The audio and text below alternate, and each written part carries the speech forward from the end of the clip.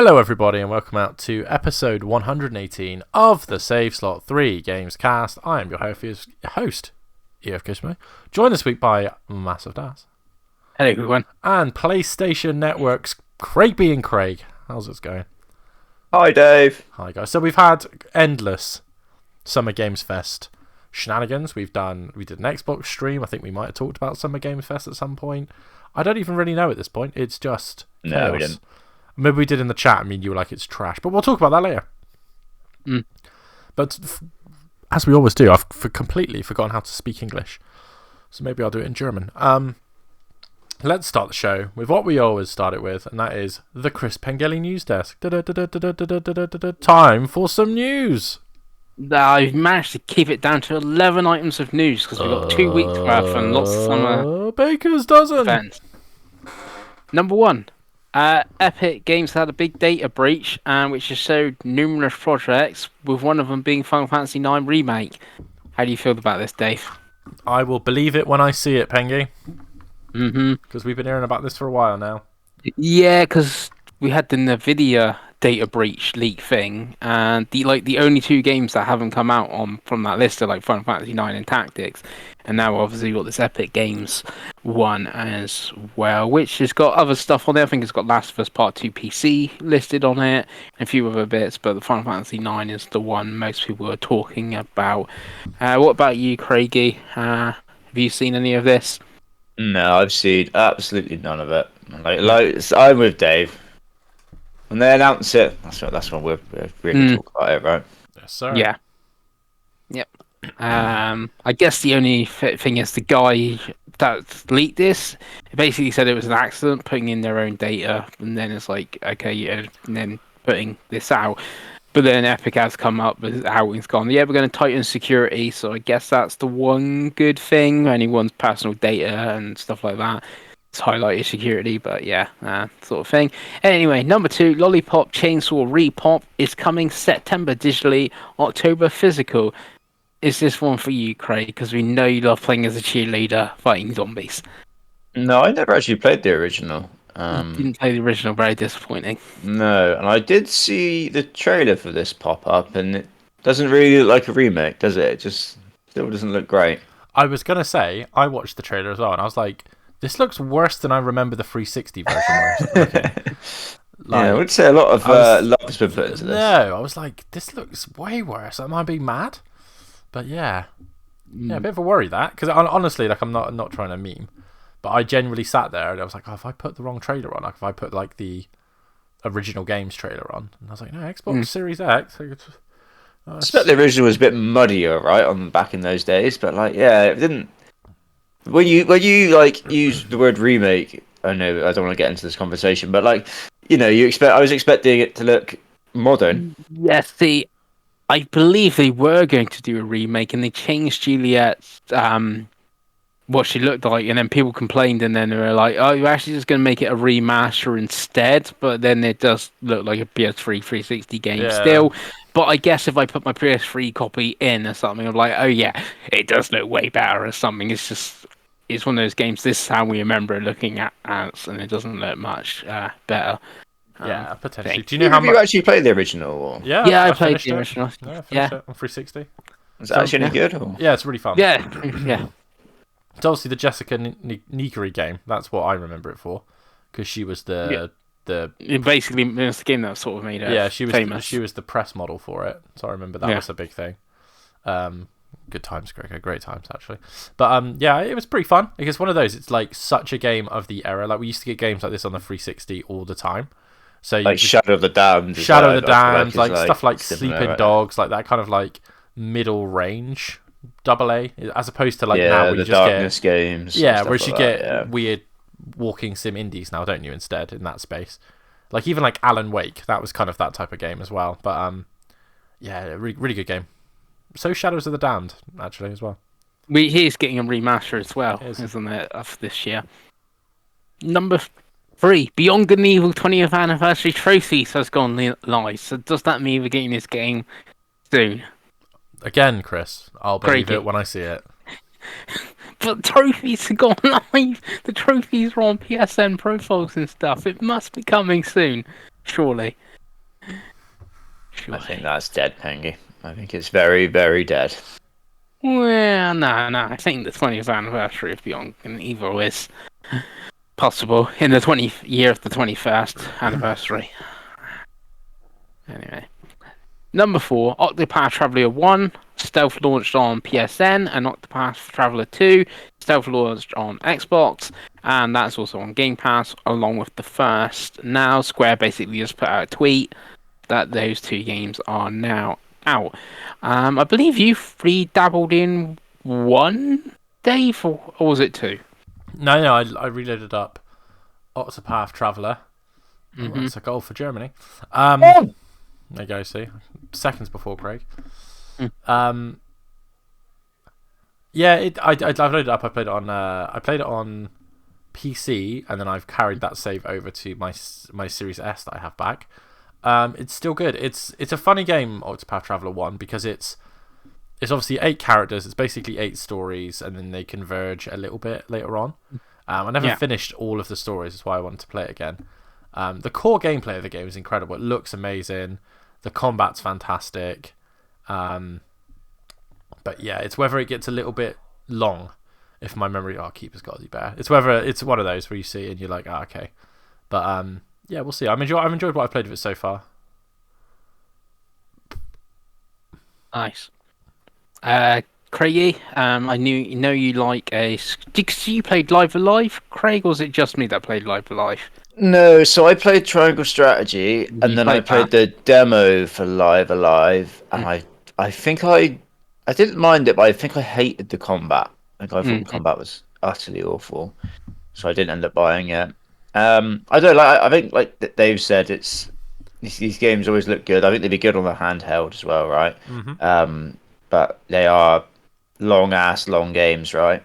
And it's hard to really fit those games in a world like we do nowadays, where there's just endless long games coming out every single month, it feels. Yeah, well, even on Game Pass, you've got Persona 3 Reload, you've got Octopath Traveler 1 and 2. Like, that's hundreds of hours before you've even begun to think about anything else. So, but yeah, we'll see. I'd like to finish 1 to get to 2, put it that way. Yes. Number 5, this is 2 combined. Like a Dragon Yakuza live action show has been announced for Amazon Prime, and a Tomb Raider animated show for Netflix. Yeah, so Craigie, I guess you will try to watch the Like a Dragon one, at least. Yeah. I don't hold much hope, Pengles, but similar to Dynasty Fallout was good. Fallout. Yeah, I know, but similar to Dynasty Warriors the other day, this is one where I look forward to, but I expect it to be rubbish. You know what I mean? But yeah, I mean, Yakuza's great in it, so yeah. I don't know. It's always. I know video game adaptations are getting better and better now in this sort of thing, but you do always run the risk of it being utter toss, don't you? Yeah. I feel like the Tomb Raider Netflix one could be quite good though. Yeah, I didn't even know they were doing an animated one, because I knew Amazon was doing a live action one because they bought the Tomb Raider rights off Embracer or something. And then I just saw this trailer for the Tomb Raider animated show. I was like, oh, weird. If I was betting on which one like I had more faith in, it would be the Tomb Raider one, personally. Is it the same studio that did Castlevania, or the studio that did Dragon Age? No idea. Okay, because they're both quite good. The Dragon Age one doesn't get anywhere near as much coverage. I didn't even know that existed. There is a Dragon Age Netflix show. It's good, by the way. We'll talk about Dragon Age later. But yeah, well, I'll watch it on Prime. We've got Prime, haven't we, Craig? So we might as well. Exactly. It gets a go, right? We'll give it a chance. Yeah. Talking of Dragon Age, number 6, Dragon Age Veilguard had its own sort of little pro showcase thingy, which is about 20 minutes long, where they showed off the game, and it's coming later this year. Back to you, Craigie. I think you're excited for this one out of all of us the most. Well, I've not played any of the Dragon Age games. Crazy. Or any BioWare games, actually, for that matter. That's even crazier. Yeah. This is one of those where I think it's kind of everyone seems to be in agreement that the original trailer that they did on the show that we'll talk about in a bit wasn't particularly great, but then this gameplay showcase he did by themselves was actually very good. So yeah, it's one. I don't think it's got a date, has it? Or it does have a date. Not officially. No, it's No. just 2024. So it's one of those where like I kind of am more looking forward to it now, but I'm also skeptical as to like I feel like the back quarter of this year is going to be pretty loaded, boys, and I'm like, God, there's gonna be a lot of big games in there. Mm. It might be hard to fit them all in, but yeah, I could see something like this getting pushed to January or February next year. Yeah, same. I could definitely see that. So the fact that doesn't have a hardcore date makes you feel that, doesn't it? Mm. That would be bad for you in Fantasy Critic, though, if it gets delayed till next year. I don't have it. No. Oh, you don't have it? Oh. No. No. I don't think any of us have it. No. But yeah, no, the BioWare people seem to be excited again, which is good, right? You know, they've been deprived for so long. What about you, Davey? Well, I am very much a BioWare person, as I have played. I think I've played in some way almost every game they've ever put out, because I have played Anthem, I have played Andromeda, but, and you've played Sonic Dark Brotherhood, and I have played and finished Sonic Dark Brotherhood, the Dark Chronicles. Did you play MDK2? I did. There we go. Do you like some BioWare? I'm very, very excited for this. This has actually jumped. I have a list that we'll talk about in the later part of the show of my anticipated games from this show, and this is very high on that list. It just looks like, because I really like. So I finished 1, 2, and Inquisition. I want to replay Inquisition because I never did the DLC, and there's lots of shit you can do in that game. So I might. It's one of those games I looked at the other day and I was like, I could go back to. I own it digitally anyway. I think it's on Game Pass as well. Because it's EA, I'd imagine it is, right? But yeah, I think it's on EA Play. Yeah, so they're kind of different games. So Origins is much more PC, the first one, like much more PC. Like it's very slow and like it's good, but it's very much a 2007 PC game. You've got 2, which I really liked, and most people don't, which is a much smaller game, and it's a action RPG. So it's a really action focused, but it takes place in a very small area. It's a much more sort of like intimate, I think is the way to describe it. Like it's much more about like a small group in a small area, and I really like 2. I played 2 actually. There was 6 months where I lived in a studio flat by myself, so it's Storytime with Dave, and I had no internet in this because there was no point me getting 6 months worth of internet because I knew I was only going to stay there for 6 months. And I played through Mass Effect 3 and Dragon Age 2 on the 360. You guys know what a studio flat is? Yeah. Yeah, it's just a room and then a bathroom and a kitchen. So like I had I had a beanbag. I had my 17-inch DVD combi flat screen TV on like some boxes, and then my 360 on the floor, and that's how I lived for 6 months. It was fucking great. But yeah, I loved Dragon Age 2. And Inquisition is another one I got, I think, when I started working with you guys, actually. When I used to work nights, late, sorry. And I really like that game as well. That's much more that's a hybrid game. Like that's a big open world action game, but also can be slowed down. And this looks more like 2 and Inquisition than it does Origins. And I'm really jazzed for it. The story looks really good. It is a sequel to Inquisition. And I was watching a thing with the developers where they said they've got the whole BioWare, like, this is what happened last time. This is what choices would you have made, like shenanigans. So you don't have to have played the previous games to know what's going on. But I think as someone who has, I'm very excited. There's at least 3 of those characters that were quite key characters in Inquisition and 2. So it's very interesting. And some of the other characters were actually in the short stories and stuff like that. Yeah, and I think some of them were in the TV show as well. So yeah, very excited for this. I get, other than the initial trailer, I don't understand why people are so like, oh, I don't know if this is any good as 2-0 boys. But yeah, I'm quite excited for this. I'm quite excited. It's one of those, if it comes out around the time of something else, I'd have to have a very serious thought. But I think this is one that if I have the money, I'd like to buy day one. Yeah, apparently is this. I saw people saying this is more mission based than the open world, but apparently that's normal for Dragon Age games, right? Yeah, so Inquisition is the best example, and actually, you're right. I think all of them, apart from maybe the first one, but they are smaller open worlds within a like greater thing. So it's kind of like almost like Monster Hunter, right? Or like The Witcher. Well, maybe it's not as big as The Witcher, but like you go to like this one place. There's like a hub area, and then you'll go to this place, and that has like loads of missions and story, and then you'll go to a different place, and but it's like Final Fantasy 16 kind of. We won't speak that name on this podcast ever again. Or even like a God of War, like you got your different realms, and like one realm's really kind small, of, and then one realm's really big, and you got different missions in the realms. I suppose that's a good way to look at it. Obviously, Craig hasn't played the second one, which is much more like that. But yeah, it's one of those. It's funny, like it's such a like classic AAA game that I think 10 years ago people would be like, oh yeah, these are the games we like, whereas everything now is like has to be like everything else, doesn't it? But I'm quite excited for this. Yeah, quite excited. Very good. Very nice. Number 7 on the news. Something that has got a date is Visions of Mana. That had wasn't that any showcases. It got a 4-minute trailer. So Square Enix during this Summer Game Fest had a tweet and a 4-minute trailer of Visions of Mana, which is coming August. Sort of thing.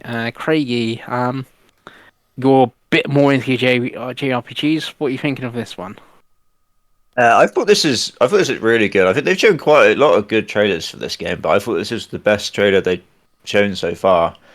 I thought the combat looked very stylish, very fun. I like they were going through the different characters because it sounds like you could basically just swap between characters at any point. Mm-hmm. And every character they showed, I was like, oh, that looks like the one I would want to play the most. And they'd switch the next one, but actually, I want to play that one the most. And then switch to the next one. Oh no, that one looks more interesting. So that's a good sign. But obviously it looks fantastic. It looks so pretty. And like I said, the combat looks quite exciting, and it doesn't feel that far away if it's August as well, right? So no, it's not far at all. Like 2 months. yeah, so it's one that I'd be quite excited for personally. I thought it's a very good trailer. What about you, Davey? So I think I'm the only one that's played the previous game, right? Am I the only one that played Trials? Yeah, I never played the remake of Trials. Yeah, it looks very similar. It looks like an evolution of that. Kind of like we were saying, a Dragon Age. It's just like the next level of it, and it looks good. My worry with games like this is always that it's the time. Will I get time to sit here and play the 20, 30, 40 hour action JRPG? And it's obviously got escape looking generic, which I don't think it does. I think it looks quite interesting, but yeah, it's one of those where I'm like, if it comes out at the end of the year, there is Metaphor Fantasia, which I'd rather get in that space, but yeah, we'll see. Yeah, and I was wrong. Square did have one other thing, which we'll come to later when we do the showcases. Next item on the news, I'm going to skip ahead to one. Valorant comes to consoles. Davey, will you be trying Valorant on consoles? I have signed up for the beta, so I'm willing to give it a go. But I can't imagine it'll stick because I don't play these type of games for very long anymore. No, it is free to play, so I guess, and you've already got a huge community, so that would help. And what about you, Craig? No, I don't have interest in these sort of Counter-Strikey sort of games.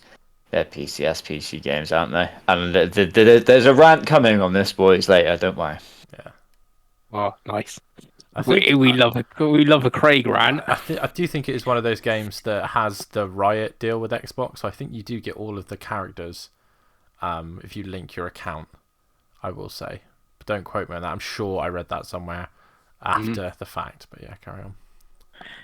Yeah, not for me, because my hero shooter of the year is going to be Concord. God. Yeah. The copium is next level. Next, we're going to go to. We've got 3 new Xbox SKUs coming. We've got a Series S 1TB white, which will be replacing the black. We've got a 1TB white Series X digital edition. And one maybe for Craigie, because he loves his Xbox, is a 2TB Galaxy Black Special Edition Disk Drive Series X. Craigie, does the 2TB do anything for you? No, I'm happy with what I got when it comes to Xboxes. Personally, I don't want the hassle of selling what I've got to then buy another one. And I've never had any issues with space or room. Personally, I think you can just use what you've got, as long as you don't have lots of massive games installed at once. It's fairly easy to not run out of space. So yeah, no, not for me. Okay, what if it was a avowed special edition or Indiana Jones, a slightly more special edition than just a black one with stars on it? Would that tempt you? Maybe, but it's just I can't deal with the hassle of buying and selling shit all the time. It's just the most boring thing to do in the world for me. So the idea of then having to pack up my Xbox Series X and sell it somehow, and then get another one. Yeah. Don't know if Yeah, I can 'cause be it asked is. for that personally. Yeah, sure. Like, I guess, like, a video I just did recently on the channel, and I talk about the new 2DS. So, like, back in the day with, like, the 3DS and that, being small and stuff were easy, like, I guess, to change over and swap your special edition consoles. And I guess it's in a handheld, you want it to look good. If you had that under your TV, I was going to say, you're actually not going to know if it's white, black, purple, or whatever, if it's under your cabinet. Sort of thing. What about you, Dave? Though, because you've got your Series S back from your brother. Would any of these have tempted you otherwise, or anything? No, I mean the special edition shenanigans. I mean, I didn't personally. By the way, I didn't think that was a pen. I thought that was a free kick on the edge of the box. But oh, it is okay, perfect. For me personally, I've never understood replacing home consoles for special edition consoles unless they're a SKU up. So if this was the Xbox Pro, the Series XP, or whatever the hell they'll call it, then I could understand like Craig going and getting it, because it's already an upgrade. So you might as well get a fancy coloured one. I've never personally for home consoles. They just sit underneath and get played. If it's a controller, absolutely, you hold that, you see that, fair enough. But for console, I never have. Yeah, definitely. For these SKUs, I think it's really interesting that they've got that they really have leaned into white plastic for some reason. Because I'm confused why they've gone and replaced the black 1 terabyte Series S for the white one, and then also got a white digital Series X. I think that's going to be really confusing. If you see what I mean. Like at the moment it's black and white. Like you can kind of be like, oh, the black one is the big one, the white one is the cheap one. I think that's really confusing, especially the fact that the digital looks identical to the non-digital, other than the fact that it won't have a disc tray. So it's Maybe a bit that's strange. why they have done different colours. So Maybe. so you maybe. you know the digital what is white, and you know the physical that ones makes sense. black. Yeah, that makes I guess. sense. Oh yeah, I want the physical one. It's just the black one. I want It's the the black- digital the one. black box. Is the white box. Yeah, I think they're definitely discontinuing the black one. And how I read the blog, it sounds like they're also discontinuing the 520 Series S, which kind of makes sense when Call of Duty's 310 gigs, and that they replace it with 1 terabyte as well. I was about to say the reason that they're doing this is because they want to have the Call of Duty Black Ops 6 bundle at Christmas to replace the current. What's the current one? Is it Game Pass? Is that the current one? Yeah, it's the Game Pass bundle. One. Yeah. So they'll replace that with a Game Pass bundle that includes Call of Duty, but it'll be covered in Call of Duty stuff. And obviously, you can have a Call of Duty will barely, if it will at all, fit on the base Series S. So, but it's all good. I think it's a good. I think it's a positive move. Still wanted the handheld, but we live another day. Yeah. Hopefully that's coming after Phil's interviews and stuff like that. But I haven't got coming, rumours. I haven't got rumours on the news. I've only got. We only deal in absolutes, as you know. Yep. And last bit of news, we got our plus games for the rest of June, which should be June 18th, I think they land. So extra, you got Monster Hunter Rise, Football Manager 24, Crusader Kings 3, Monster Energy, Supercross, the official video game 6. Somehow there's 6 of them. After Us, Anno 1800, Police Simulator, Patrol Officers, Far Cry 4, Lego The Hobbit, and Lego The Incredibles. Anything for you two there? Football Manager, maybe, for you, Dave? Get a platinum on Football Manager? I think I've played all those games in other places at this point. Yeah, same. Yeah, exactly the same there. Like Monster Hunter Rise is good, right? But I've already played it. It's still on Game Pass. Football Manager is still on Game Pass. Lego Incredibles is fun, but I own that game multiple times. Lego games are always £2 in a sale, aren't they? So, it's. I think this is one. I know you're about to talk about Premium. I think Premium's better than Extra this month. Yeah, sure. For me, they're Extra. Anno 1800, and maybe if I want like a civ game. You don't though, Chris, so I don't know why I would. No. That's like an After of Us most probably is going to be a quick platinum indie game. That's it. That's what I can really get from Plus. Monster Hunter Rise is brilliant though, so if you've not played it, it is a fantastic game. But for me personally, but then premium, we've got Kayak VR Mirage for PSVR 2. So it looks like we're getting PSVR 2 games every month now going forward. For there's that, and then we've got Lego Star Wars 2, the original trilogy, the PSP version, which is a little bit odd, seeing we're now getting PS2 games such as Ghost Hunter, which is in the premium, and then we got Daxter, which is obviously was a PSP game, so that's the only option there. This looks like a good lineup to me. Davey, what's your thoughts? I mean, Daxter and Sly this month is very much feeding my PlayStation platformer itch. Both really great games. I've played quite a lot of the PSP and PS1 games that came to premium. It's one of those things, I don't play PlayStation as consistently as Xbox really, but like I do pop in and play a PSP classic here and there. So they're usually quite short and pick up and play, I think, which is why I like them so much. And Daxter's a great game. And Sly Raccoon is a better game. So and I will call it Sly Raccoon because you can in fact play the PAL version if you wish. But yeah, it's cool that they've made that pool of games bigger. I did see they've also retroactively added trophies and stuff to Toy Story 2 and 3 and Alone in the Dark. Alone in the Dark. So that's really cool. If you're into that thing. I believe the only games now that haven't got a trophy are Tekken and Ridge Racer. I think the Worms games don't as well. Right. Okay. Yeah. They're only the ones that if you load them up, it says PS1 emulation or PSP emulation like in the title because they changed when they added it to Abe. But yeah, it's cool. It's cool that they're adding older games because they have got a legacy. And there's some really good ones in there. Obviously we want there's bigger games we want, right? But if you haven't played Sly Raccoon, play that, and obviously Daxter. If you like Jak and Daxter and you like smaller platformers, I recommend. And Ghost Hunter, because when we did our PlayStation Contact podcast, we were gonna do, but we talked so much on top 10 like games we want to play, and I have Ghost Hunter in my collection. I was like, I've never played that.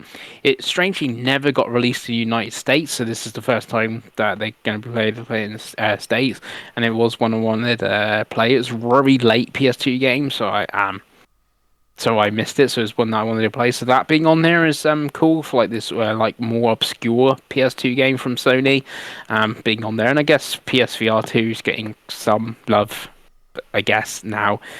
Craigie, will you fire off any of these old classic games? Did you play Daxter back in the day? Very much. Absolutely not. Wasn't Kayak VR one of the big hopes for PSVR 2? Yeah, that actually I remember that randomly. Yeah, it wasn't much for was there? It was a launch game, but it weirdly had an update this week. So it must be tied into this Plus thing. It had an update this week on all platforms and stuff like that, and they've like improved the graphics and stuff like that. I saw a trailer of the game on Quest 3, and it does look ridiculously like graphic and stuff like that. And there's getting this new bit, so a graphical showcase maybe for your PSVR 2. That, but then I guess if you got PSVR 2, you must really play that game already. So there you go. That is the news. Lovely. Not too bad. Not too bad. I'd say a slow news week, but obviously there's a reason for that, isn't there, Craig? So we're going to talk about our topic of the show. Tots. And the tots is, of course, Summer Games Fest. So I don't really know how we go about doing this. I think Chris is probably going to have to just talk for like 40 minutes about something, and then me and Craig will come in and be like, yes, I didn't watch the penis showcase, tell me all about it. But yeah. So Pengi, showcase away. So I've kind of watched 8 showcases, 9 because Yacht Club was this evening. Not a lot happened. Craig's disappointed. Mina the Holler is still just coming soon. So that's a disappointment. So in last place, I've like ranked them. I've put other, because that's all the other shows. To be honest, there's too many shows in there. Like, do we need a Whole Summer Direct, a Guerrilla Collective, indie something. Someone to figure out to get all these shows together and just have one big indie show. That'd be much simpler. Why don't we do this thing? This is crazy, but we hire out the LA Convention Center for 3 days, and we just put booths in there, and people go and watch. Yeah, the and you can have an indie section, couldn't you? Right. And stuff, and they could all be in there.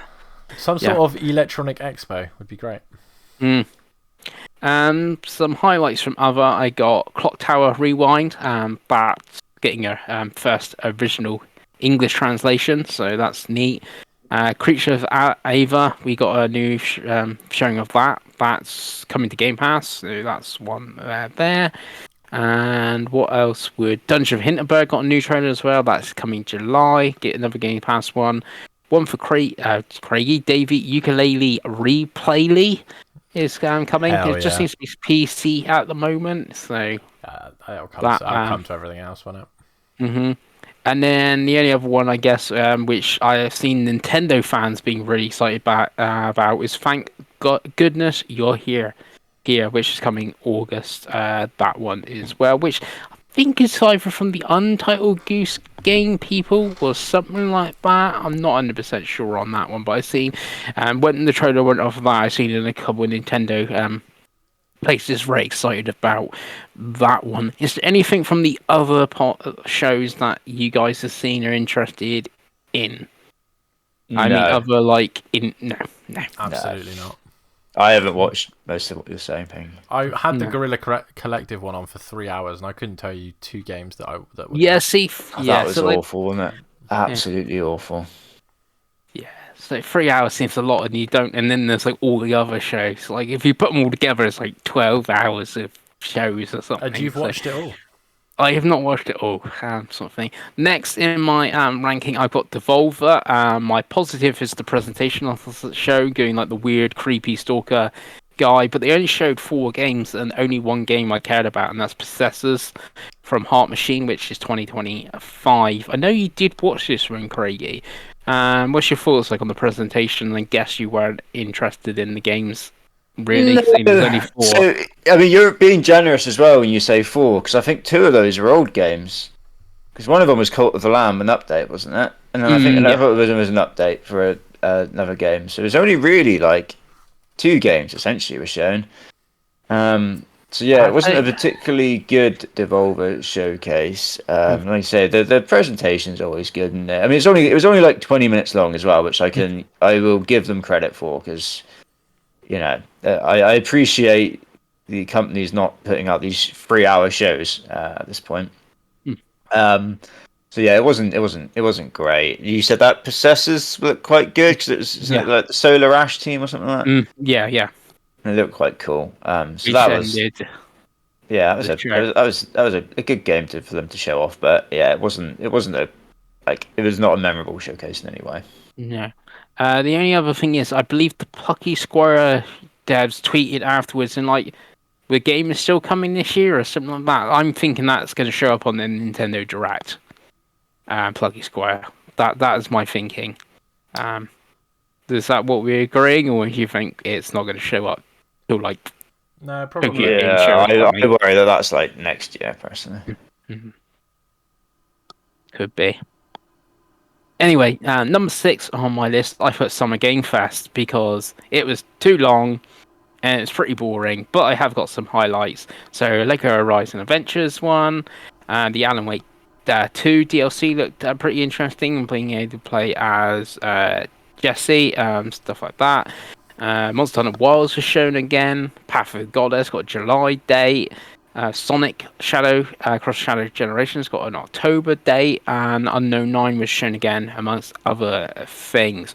Davey, what's your thoughts on this? It was like Sonic Cross Shadow Generations got a date for October, which is exciting, and Monster Hunter Wilds is a pretty big game. But what was your overall thoughts on the Summer Game Fest? So my overall thoughts is that it was pretty bad because it was just too long. Like, I think if you took that 3 hours, took the ads out, took the crap out and cut it into an hour, I think there's a really good show in there, because Lego Horizons Adventures does look really good. Path of Goddess looks really good, Alan Wake's 2 DLC is apparently really good. Monster Hunter Wilds looks really good. Sonic X Shadow looks really good. Stuff like Deer and Boy and Ken and all these things that you like, they're fine in reason, right? But as soon as you start having just ad after ad after ad, followed by like the same fucking annoying indie game. Like again, like I used to be an indie developer, and I always say this, like I don't know why I feel this way, but it's like, oh, I don't need to know about this like particularly woke fucking indie dev telling me something. Like just show the game, and all the games look the same. It's like, oh my god. But there was some highlights in there. Like I said, Lego Horizons I think is a sneaky game, because I think that of the games that's shown that'll sell very, very well on the platform, so I think it's very strange it's not on PS4. But yeah, that does seem odd when they say they want to put it for everyone and then don't put it on PS4, which has still got 100 million players. Yeah, I think they got 60 million active players or something from PlayStation's like finance and stuff. So that's a huge chunk of people. Yeah, it's very strange, but yeah, I mean it's okay. It was worse than last year, and last year's was too long as well. So. What about you, Craigie? Anything stood out that I didn't mention, or anything I did mention you want to go play? I guess Path of the Goal. The rant is here now, boys. I'm sorry. I thought this was fucking awful. I thought this was absolutely dreadful. It was basically how many of these $250,000 a minute ads we can squeeze into a 2-hour show, and then just sprinkle in a few games here and there and pass it off as a fucking showcase. I thought it was terrible. I hate the fact that this is what we've ended up with. It's like the big summer like show where we all come together. I hate the fact that games media have got like a little cool kids circle jerk wannabe club going where we've got to get behind this and we can't say anything bad about it, because I thought it was terrible. I don't like Keeley at the start with his patronising talk about how this is all to support the little indie devs and all that. It's like, no, it's to sell your ad space, and there's nothing wrong with that. Like, you know, do your hustle, make your money, but don't try and pass it off as something else. Like, it's just crap. I was bored shitless for the first hour and a half, and we went into the last half an hour, and I thought, right, they've got to be holding stuff back now. Like, there's got to be something good. And then they did a 10-minute Valorant ad, essentially, followed by a trailer for a movie, followed by a advertisement for, I think it was a Samsung gaming monitor or some sort of gaming monitor, followed by a 5-minute live action trailer ad thing for a mobile game. And I went from being bored to actually, no, I'm quite annoyed now. I'm annoyed that we've let this happen, that we've let this take over the summer crap. I'm annoyed at myself for watching this shit and indulging it and giving it my views. And I just thought it was fucking awful, absolutely woeful. But it was the worst Keeley show we've ever had. And I mean, I was worried a week before when he was saying about his what he was saying for expectations, because normally he builds up until like the day, and then the day is like, oh, okay, maybe it won't be as good as everyone thinks it is. So the week before he was saying it was probably going to be bad. Well, not great at least. That had me worried, but I wasn't meant to be quite this bad. In terms of if we're scoring this, I was going to give it a 0, but I'll give it a 0.5, boys. It's only getting 0.5 because Sam Lake came out in a fucking shirt from the 1970s. He danced on stage like a fucking rock star, and he showed off his game, which I know is a game from last year, which I still haven't played yet. But the game looked great. He showed off his DLC. The DLC looked great. And for that little 5-minute segment of this show, I was actually engaged as a viewer, and I was entertained, and I was going, God, I want to play this. This is how I should be feeling watching a video game showcase. And that was it. That was the 5 minutes I had. I thought, and it ended on some crappy bloody Asian, Chinese, Korean action game, which looked exactly like the other 7,000 action games from that part of the world coming out looked like. Yeah, that was a really daft one to finish on. Yeah, I think that they should either finished on Lego or finished on Monster Hunter. That was yeah, the it two just biggest games didn't. there, I think. Just absolute bum notes to end on. I even like the Lego Horizon trailer, which I know is going to be like that would be a fun ass game, and it's got 2-player online co-op, so that that sells it for me a little bit more. Even though I didn't feel like the trailer was that great, I was thinking it was going to be more of like the most recent Star Wars Lego games, where it was like the camera was down lower, right, and it felt like they put more effort into it. It's just like an older style Lego game. And tonally, it was a bit odd because obviously Horizon's quite a serious game, right? And Lego games are always quite silly, which is part of their thing. You had Aloy making these weird gags, and there's a disco going on. I think for some reason, I was just like, what the fuck is happening here? I mean, it'd be a fun time when we all eventually play this, I'm sure. But it's an odd trailer, I thought. But yeah, 0.5 out of 5, absolute shit. Round over. Wow. Yeah. Number 5 on my list is Day of the Devs, which was after Summer Game Fest. And a few things that I like there. Simpler Times, which is out now, but it's on PC, so I've not played that. That Karen or whatever, the climbing French game was shown again. That looked better here than it did at Summer Game Fest, because they had like a proper showing of that.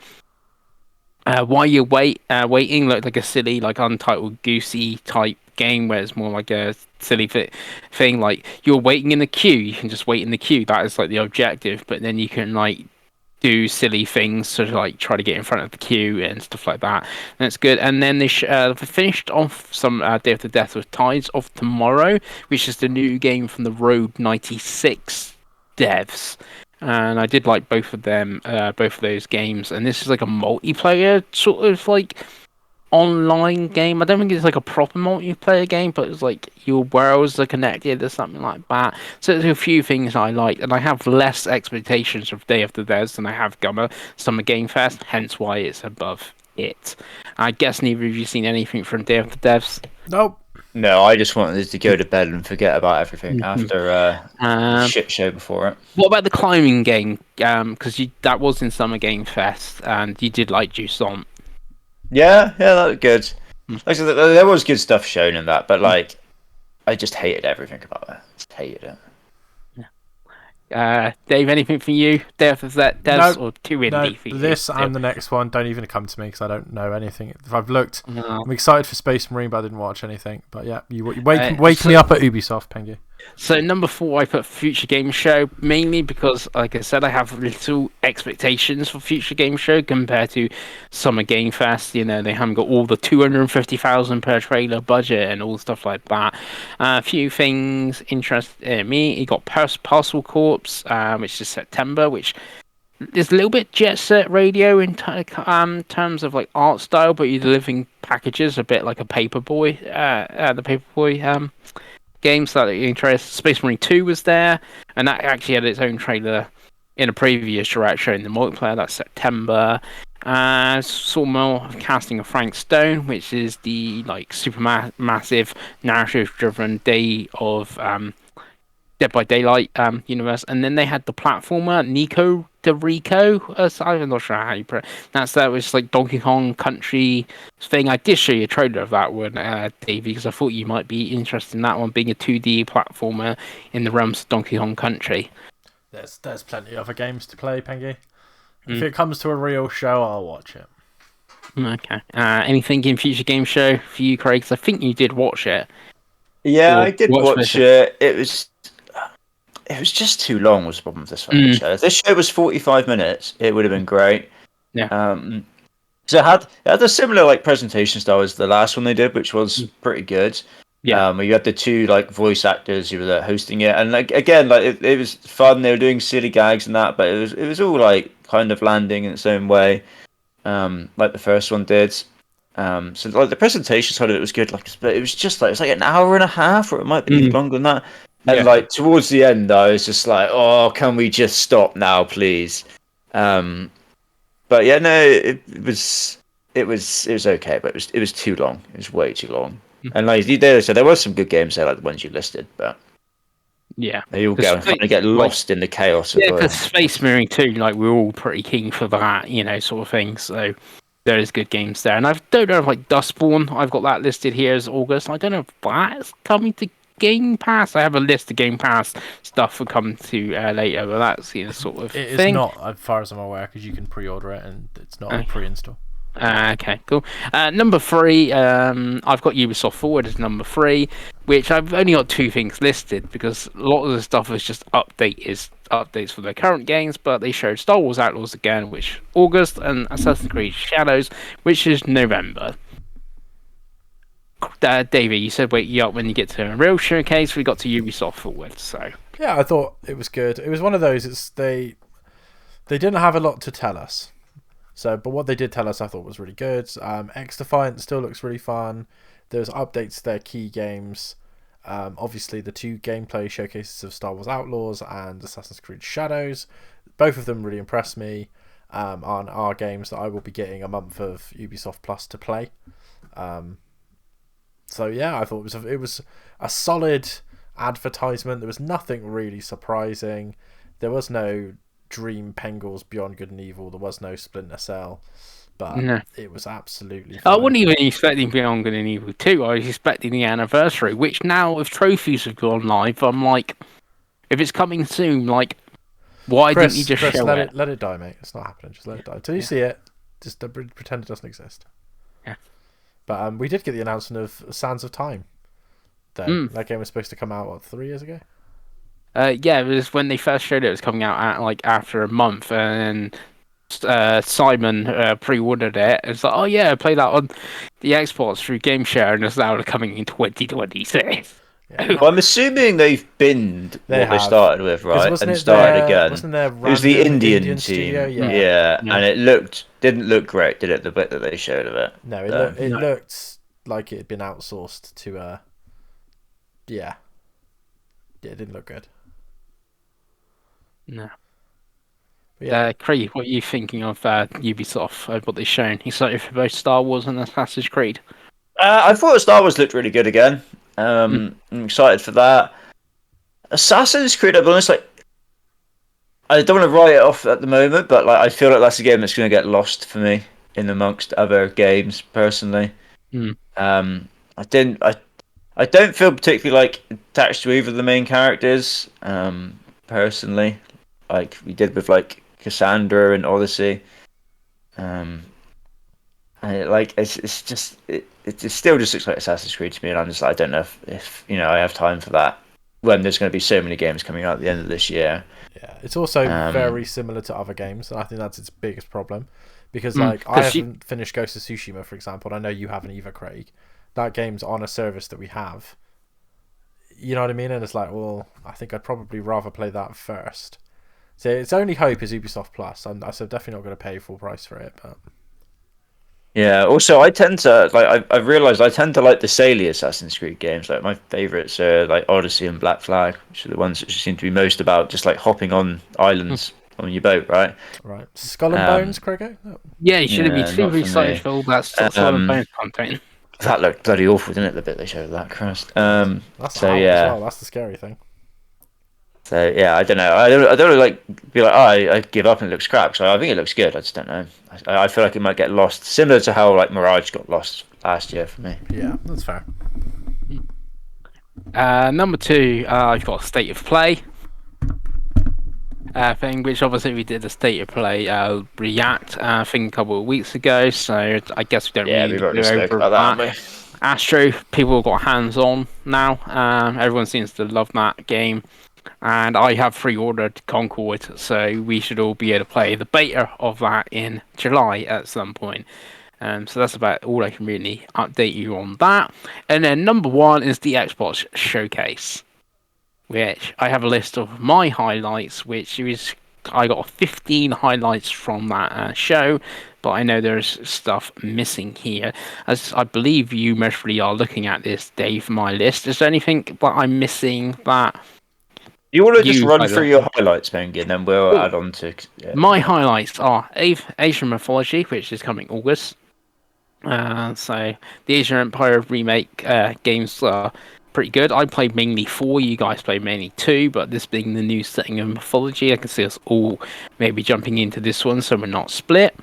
Avowed and looks good again, and that's coming 2024. And then they kind of leaked the date of November 12th, and then they deleted it. So what you're going back to is Assassin's Creed, that being November 15th. If Avowed's November 12th, I can definitely see your point of get Assassin's Creed Shadows getting missed if you're playing Avowed. Yeah, I Black thought it was Ops. a really good trailer as well for the Avowed. Yeah. I thought it was one of the better ones we've seen for that game. COD Black Ops 6. See, this is a weird one. This is one, if it wasn't on Game Pass and it was like, we go back to last year, I mostly wouldn't be that bothered about it being 70 quid. Like, I wasn't bothered about last year's COD. Like, I've not played Modern Warfare 3. But in Game Pass, it is a bit of a highlight. Fable. Go Is, back to top, Peggy. Let's go game by game, Peggy. yeah. Yeah, no, I thought COD looked pretty good. I really like the casino mission. I thought that looked really cool, very colourful, right? And I'll do my classic veteran playthrough as it's on Game Pass, and then probably uninstall it, never think about it again. But Yeah, especially if it's 300 hours, it'd be fun, right? Yeah. Yeah. I'm guessing But Dave then- would probably download Call of Duty as well, right? Absolutely. But that's the thing. Now it's being in Game Pass. Would we play multiplayer of this game? Because previous years, like, we've not all had the game at the same time, or I've played it on PlayStation, you've played it on Xbox, or Xbox, PlayStation, vice versa. They had me until Omnidirection, and then I realised that very quickly I am going to be outclassed far, far quicker than I would have done previously. So I'll probably play a match, get railed, and that'll be that, I think. Yeah, if anything, maybe zombies, I guess, might be zombies for co-op. The fun one there. Yeah, right, but yeah, I can't see me playing too much multiplayer. Good. Next one on my list is Fable. Fable's still looking quite good. No date attached to it, but then there's been rumours today. It's 2025 on it. No, yeah, I think it had 2025 in rumours today. It's holiday 2025, and then the trailer, like the older like hero guy talking, and you think you're talking about the new female hero character, but it's actually talking about someone else and stuff like that. I don't mind, like having your own character, but like Fables, you used to in the past and like make your own characters and stuff like that. So it'd be interesting what story they can tell with a character that they've made themselves and voiced acted and stuff like that sort of thing. Yeah, I like the idea of them like having like a designer character that they've done. They say with the voice acting, especially as this game seems pretty like cinematic in moments, right? With the whole Jack and the Beanstalk one that they showed last time, and then with the retired knight, who was obviously voiced by Super Hands, which was really cool. But again, I thought this looked really good. The little gameplay like snippets they did, like the arrow bit they showed, looked really good again, I thought. DB, anything on Fable? I want to see more before I pass judgment, because it looked sort of gameplay, but still not really gameplay-y. Like, it was no HUD and stuff. So we'll see. Like, I'm sure it'll be a good game. I trust Playground pretty extensively at this point. So 2025 is looking pretty good. Yeah, and is it Eidos Montreal helping on it? Yeah. So that's lots of good pedigree. Next one on my highlight was Gears E-Day, which closed the show. Be mine and Craig's game of the year when it comes out. Might be. Call it not might be. It will. What if it comes out next year? Surely GTA 5, GTA 6 might have Craig's game of the year. No, Craig will play this in co-op with his boy, and he'll be in love like he was before. Could replace Gears of War as the official save slot free greatest game of all time, Pengi. Who knows? It could do. It very much could do. It was really cool, right? The way they did it as well, didn't they? With the throwback to Mad World and Dom grabbing his hand and saving him, and it looked like dark and gritty like the first Gears of War was. And I'm pretty sure they said they're going back to more horror. Yeah, exactly. And they want the drones to be like more of a formidable like opponent as opposed to just like a bullet sponge that we just kind of kill thousands of every time, We'll because probably obviously it's get the first time we've encountered them. So probably see this kind of Prime sounds like what Ram. people have been Oh, asking give it for. to me. Give it to me now. Mm. But yeah, obviously that game is a ways out. Yeah. But as a proof of concept, pretty pleased. Mm-hmm. My next highlight, Indiana Jones, which is 2024. Yep. Yeah, which I just watched a deep dive for, which they had two of the Nice. Swedish guys from Machine Tech Games. For I mean, it still just looks great, right? Whenever they show the gameplay of them running around punching the Nazis, that just looks fantastic. And Machine Games have got very good pedigree from the Wolfenstein series. So. Yep. Game's gonna be great. Can't wait to play it on Game Pass. It did seem like we had a lot of. It was like a cinematic trailer though, with them on the like boat stuck in the mountains and stuff like that. I don't know if there's more gameplay in the deep dive or not, because I've not watched that than what was shown. I was more listening to it, to be honest with you, than watching it, so I couldn't really tell you. But I did like, was it a Russian guy or whatever it was, just taking the piss out of the Americans? Like tonally, it seemed to be like German, Craig. German, very much but a Nazi. yeah, the tonally it seems to be nailing it, right? Yeah, and they've showed lots of gameplay previously, so this was more of a story trailer, and I was pretty pleased with it. It looks like Indiana Jones. It looks like a fun game. Can't wait. Cool. Next on my highlight, which we did see quite a bit of gameplay, which was quite surprising, was Perfect Dark. This had no date, so this didn't even have a 2025 or anything like Fable, sort of thing. But we did see some gameplay of Perfect Dark, which does look pretty good. Looks much more stealthy, thing, which kind of makes sense being a secret agent when Perfect Dark back in the day, where it's more of a first-person shooter, and it just looked like it at the end of the trailer. We had that alien type vibe thing, so be interesting where they go with that. I guess, Davey, what are your thoughts on this? Because obviously you would have played Perfect Dark back in the day. Yeah, it looks good. It gave off a good vibe of like a stealthy agenty game. It didn't. I know they're saying it's gameplay, but it seemed a little bit too scripted for my liking currently. So again, I am gonna reserve a little bit of judgment on it until we see more. But yeah, I mean, it's again like we've finally seen it. We've finally seen like the studios doing it. Like it's cool. Like it's a cool ass game. Again, it's one of those, and I hate to fucking harp on it with the hashtag power of Game Pass, but it's like it's not a game I would have gone out and pre-ordered in the current climate because of games can be expensive now. But like I'm really excited to see more and then play that game on Game Pass. I think it's going to be a fun romp.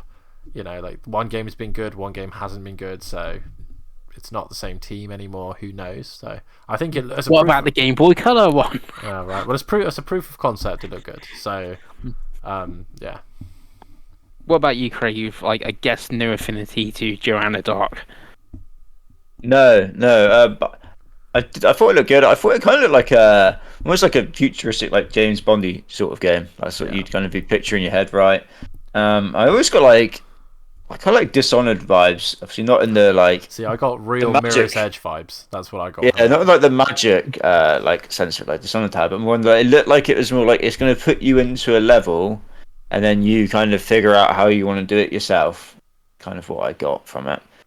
As to if you want to go shooty bang bang, or like stealthy and use your gadgets. So yeah, it looked a lot better than I was expecting it to look. I'll be honest.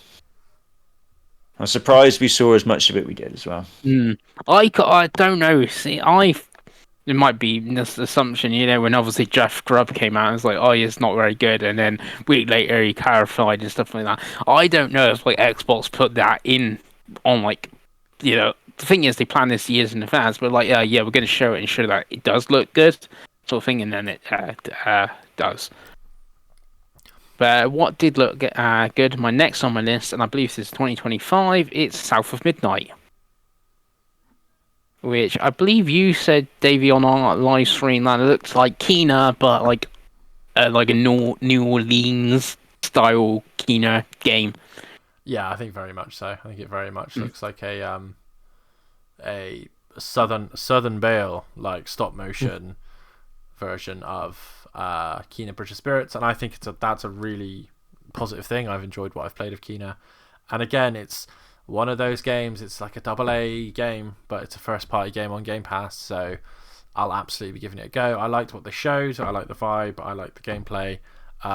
Hopefully, it's not a massively long game, which I know is a really weird thing to say, but like if they can keep that gameplay loop fun for 8 to 10 hours, I think that could be a real surprise hit. And I could think again, it's a real big Game Pass selling point because again, a game like that is something that you can play and make it an event. You know. You, Craigie? Yeah, I thought this was like kind of like the surprise of the show for me. I thought this looked so much better than I thought it would. Obviously, the last time we saw this, I think, was at their show last year, and it was just like a stylized little like CGI trailer, and you were like, that looks like a cool concept, but what's that going to translate into? And I was really surprised at just how well like they've gone from that kind of trailer to actually, oh, this looks that good in the video game. I thought the stop motion stuff they were doing looked brilliant. The world looked fantastic. Her movement abilities looked really cool and really fun. And even the combat looked pretty cool as well, right? So yeah, I was really surprised at how good this looked.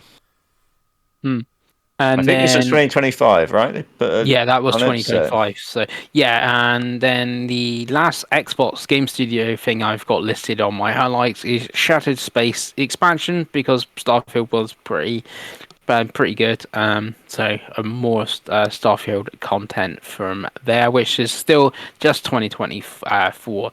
So that was the Xbox Game Studio games that I interested me, and then third party. First one in third party would be Atomfall, which looked like British Fallout. Yeah, it's quite funny. Yeah, Because it's pretty obviously cool. we've got that Fallout London fan game, which is like funny, but it's one of those funny games. In another showcase, this would have been much more of a standout, but this showcase was so good, this kind of got a little bit lost. Like it looked okay, like you said, it looked very very Fallout. But yeah, I'd like to see more. I think it's an interesting look, but initially probably not something I'll be that interested in. But it looked good for what it was. Was it Game Pass? I believe so, but I've got a list of 2024 up, not 2025 Game Pass. If it's Game Pass, it gives it quite a lot of hope, I think. Which reminds me of, was it Atomic Heart came out? Was it? Yeah, kind of like that. But I feel like it nailed the British vibe, right? Almost like Forza Horizon 4. It was showing like the even just like the bloody telephone booths and just like the park benches. Everything looked about it looked so incredibly British. Yes. Next on my list is Expedition 33, which I know you're very excited about, Davey. Oh yeah, this was my game I wasn't expecting game of the show. Because I watched the trailer, I was like, oh, this concept's pretty cool. And then they were showing just graphics and stuff. I was like, oh, this looks really cool. And then they showed what is essentially Persona gameplay, and I was like, oh, this is very, very, very, very cool. So yeah, this has gone from absolutely nowhere to be one of those games where I'm like, oh, I can't wait to play that. I hope that comes out soon. But sadly, it doesn't come out soon. But it does come to Game Pass. So yeah, very much. They've made a very good first impression with that trailer, and I'm very, very, very excited to play it. Mm-hmm. Craigie, you've got your boy Ben Starr as a voice actor in this one, so that must be a positive for this one for you. Yeah, definitely. So they started with just like showed them like wandering around in the environments, right, and a little bit of the story beats, and it's like this kind of sounds cool. And then they showed the combat, and I thought even the combat, as someone who doesn't really get excited about turn-based combat, looked really good. Like it looked like it kind of had some like real-timey stuff like Yakuza does, where it's like, oh, you're actually still parrying in real time, and you got to jump and dodge at the right time based on the enemy's attacks and stuff like that. So like, yeah, I thought this looked very impressive. And it's from a studio. I'm guessing this is the studio's first game. It is. Right, so it's quite ambitious. So we'll see how it turns out. But yeah, for a first impression, I thought this was very, very good. Yeah, I really like the look of this one, hence what's on my list. Next one is Flintlock, which from the Xbox trailer, wouldn't have been here, and then he did. I don't know what show it was at. It was at another show. They did a 10-minute showing of it, and it looked really good in that 10-minute showing of it. And I think people did go hands-on at Summer Game Fest of this game as well. Another one that is coming to Game Pass, and yeah, it does look quite good. I personally get like Banisher / Forspoken vibes and stuff like that, especially like all the purple and that from like your abilities and things like that, the character and how the world looks. We get Banisher's vibes. Does Flintlock do anything from you, Craigie, singing this thing? It's a Souls Light.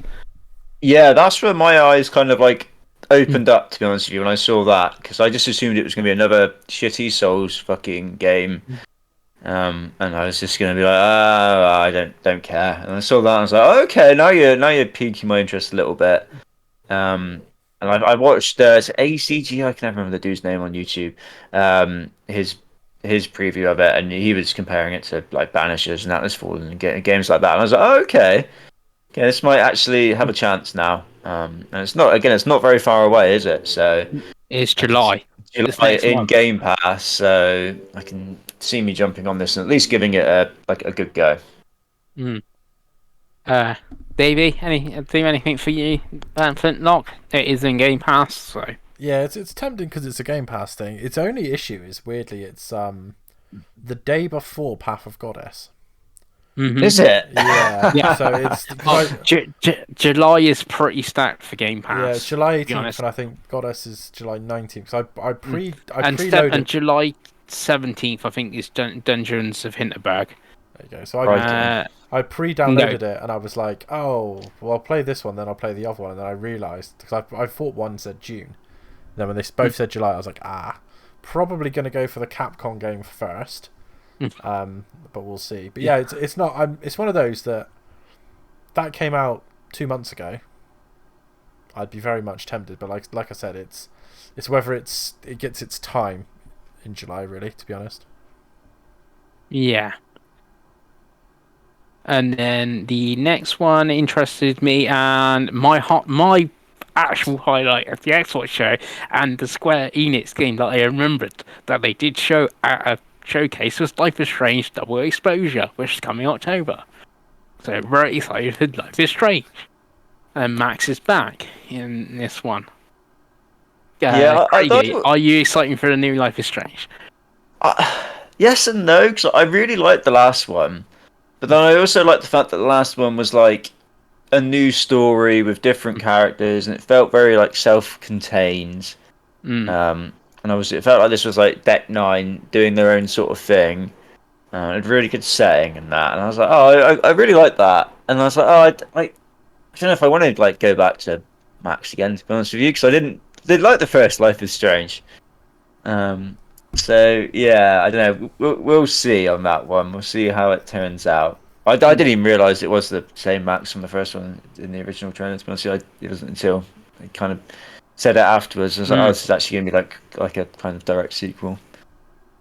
Yeah, which would make it the first sort of proper direct sequel, because Before the Storm is obviously a prequel sort of thing. So yeah, it does make it the first sort of proper sequel to they actually did a showcase for this as well. It's like a 20-minute showcase where they talked about like both endings in Life is Strange are canon but not canon, and how they're going to respect your like choices, and you're going to make some choices at the start of like the game and stuff. And like in the trailer, they have Max talking to Safi, the new like character, and she's asking like, who's the blue-haired girl, and then you got to make the two choices. Oh, she was my friend, she was a lover interest in high school, and all that sort of thing. So be interesting how I think the chaos choices at the end of Life is Strange as well, so that could be quite interesting. Yeah, I killed fucking everyone. I was done with it. I was like, fuck this shit, everyone can die. See, I killed Chloe because, you know, the greater good, you know, everyone survives, just killed one person, so, even though it was Chloe, so, thing. And Dave is like, well, you two are weird. Yeah, please shut up about Life is Strange. Sorry, I passed out. All I could hear was bad video games being talked about. Sorry, I shouldn't call them video games. No, not for me, boys. I'd honestly, and I'm not just being mean, I've never seen the appeal. I've tried a few times with Life is Strange, and then what was that awful one you lot made me post it? Tell Me Why? Tell me why. Oh, it's so bad. Like, what part of my life I'll never get back? That's currently free at the moment on like It's been all free for a platforms, while, everyone. but it's free. Yeah, it they make might it be too much, to be honest with you. Yeah, it might be too much. But yeah, it's just not well, video that's games. don't nod, not Deck 9, and so That's all the there same. you go. Anyway, next one on my list is Metal Gear Solid Snake Eater Delta, which also had its own showing afterwards, part of Xbox, where they had like 10 minutes, and David Hayter come out and talked about it. This is actually looking surprisingly good, isn't it, Dave? What a thrill. In darkness, in silence, in the night. Yeah, it looks great. Looks good. It looks like a well-needed modernization of that game. As I've talked about many times, there's nothing in theory that I like more than Metal Gear Solid, and then I try and play one of them, and the controls are terrible, and they've not aged well. Good news, you can play with classic controls. Well, you can. I would play with modern controls, but yeah, this looks great. Cool that the original voices are in it. I just think it looks like a really high quality game. So if it reviews and comes out as a high quality game, then it's something that really tempts me, because it's a really good James Bondy type of adventure. The Snake Eater, it's the most self-contained, it's the most sensible, which is a weird statement, but it's true. So yeah, it looks cool. Do anything for you, Craig? I don't want to do stealth, Pengi. Yeah. I just don't want to do it. I can't do it. Craigie, you just gotta get in the box. The half an hour of whatever was it, Ground Zeroes? That fucking game was called. You can't judge a whole game series on Ground Zeroes. No. No, but this stealth of it, I was just like, no, I'm done. I will say that is the most extreme stealth in the series, Ground Zeroes. Yeah. By a long way, because I'm not good at stealth either, and yeah. But yeah, it's one of those. I think for you, it needs to come to a service. And not have stealth. You don't really need to be that stealthy and Snake Eater. No, you can't kill everything. You just have really bad rank at the end. Yeah, who cares about that? As long as you get the Chivos. Yeah. But yeah. Anyway, next one Craig will be excited about, because it's got Life is Strange vibes to it. It's got about a South of Midnight vibes to it as well, being stop motion and that. And it's Mixtape, which is 2025, and it is Game Pass. Yeah, this looked incredible, didn't it? Absolutely fucking good. And it's from that Beethoven and whatever the fuck team Beethoven that made Dynafors. the Artful Escape, which was an awesome game that came out a couple of years ago. So yeah, this just looked like visually stunning. The soundtrack that they put up sounded great. The list of music they've got in there. So yeah, I'm there for this, definitely. What about you, Dave? Because I believe you did like Artful Escape. I did. It was a very fun experience, and this will be a good experience as well. But a game, it is not. It'll be the same as it always is with these type of things. I'll enjoy it because it tells a good story and the music's cool and you just holding right and moving and stuff, and you'll get 1000 G out of it, right? So that's going to be cool. But yeah, a game, absolutely not. But as an experience, I'm sure this will be fantastic, like the last one was. Yeah, when it was shown, I thought it was Lost Records again, which is the Don't Nod one. Did you know that that's also Stranger Things came out and made 80s and teenagers cool again, Chris? Yeah, and like that Lost Records looks like that Yellow Jacket show as well and thing, and it's like yeah. And Life is Strange is very successful, so I guess also copying that. And that is basically all I cared about from Xbox. What were we missing, Craig? The big one that I've come off the top of my head is Doom, which is obviously what they opened with. Looks amazing. And was fucking incredible, right? Yeah, it looks really cool. This is just like it's like in full confidence, just slapping their balls on the table and going, "What do you think of them?" Right? It just looked fantastic. Obviously, like Doom 2016 was great. Doom Eternal, like for me, is an all-time great. So I have very high expectations of this. The chainsaw shield looked badass as fuck. he was riding a bloody dragon, Dave, and I believe there was a mech involved in there as well. There was. No one does a better job of making you feel like the ultimate fucking badass than it does at the moment. Like, yeah, I cannot wait for this shit. Yeah, it's one of those things. The Doom games, the modern Doom games, they just haven't. I'm not they haven't hit. They just haven't lined up for me to want to play them because I love all the old Doom games. So I don't know why. And I always recommend Doom. I remember how many times I've recommended Doom to people. Maybe even yourself, Craig, to be honest with you. But I've just never got a chance to play them. But yeah, incredible. It's always been the best technical studio. So the fact that they're now the best technical studio with kind of a license to do whatever the hell they want, you can see it. Like, you know what I mean? Like, you can tell that they've been told to do whatever they want, and they have. So, looks great. Looks just ridiculous, doesn't it, really? How a game looks that good that isn't coming out this year is ridiculous. It's also ridiculous, by the way. Like, you know that game runs at 4K to 4K 60, don't you? You don't even have to look it up. Yeah, it looks great. And I think the only other one that Pengi didn't mention that I was be interested in was Stalker, which I thought that's the best trailer of Stalker we've seen so far. Massively so. It's a game I was on the fence about, and I was a little bit worried about my fantasy pick of it. But I thought this looked really good. Get like strong Metro Exodus vibes from it. Yeah, I'm sure the devs won't want you to just say that, but yeah, because they'll be the Metro Exodus will be the villains, I suspect.